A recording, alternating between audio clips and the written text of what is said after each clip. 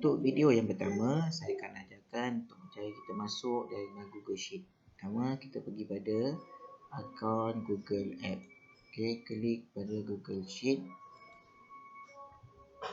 Okey, kemudian kita pilih blank sheet.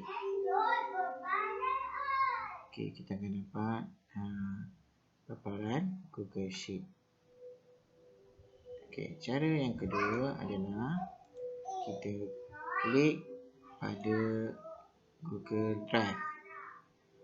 Kita berada pada Google Drive, klik New, ambil Google Sheet.